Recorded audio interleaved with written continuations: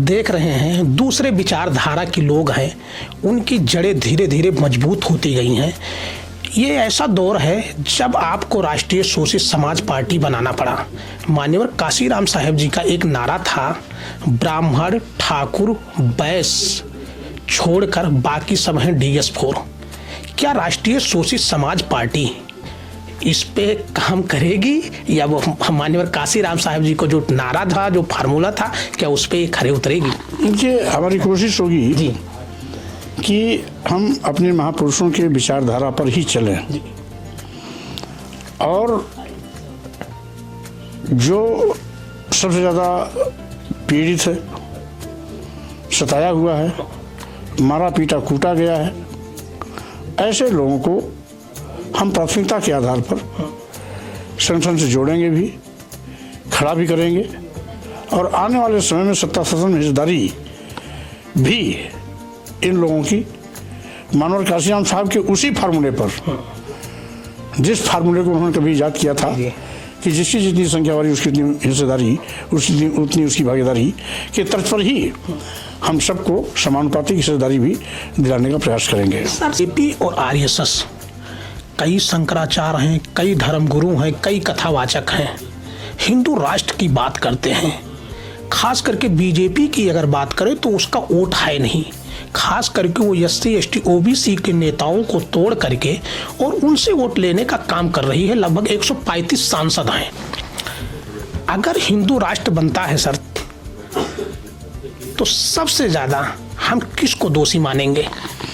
पहले बात तो ये कि हिंदू राष्ट्र की मांग करने वाले लोग देश के दुश्मन हैं और देश के बंटवारे का बीज बो रहे हैं।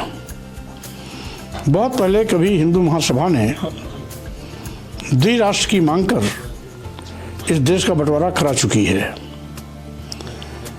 हिंदू महासभा के नेताओं ने सबसे पहले 1923 में द्विराष्ट्र की मांग की बात उठाई थी।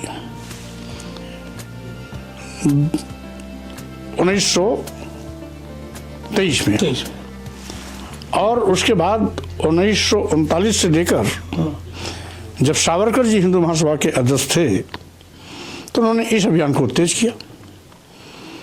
1939 से लेकर 1940, 41, 42, 43, 44, 45 तक लगातार हिंदू महासभा इस पर जोर देती रही और नतीजा हुआ जब देश आज़ाद हुआ 1947 में, तो देश का बंटवारा इसी द्विराष्ट्र की अवधारणा पर हुआ।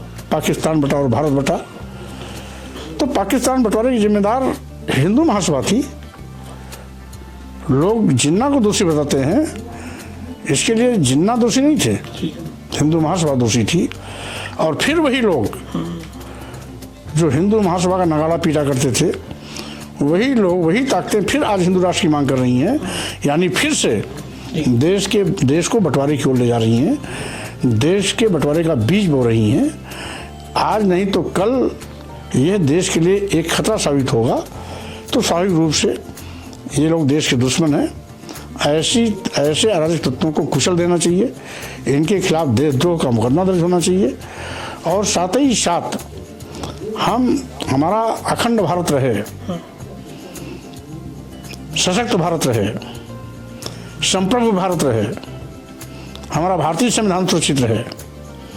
इस बात को सुनिश्चित करने के लिए ऐसे गलत मंसूबे वालों को करारा जवाब भी देना चाहिए।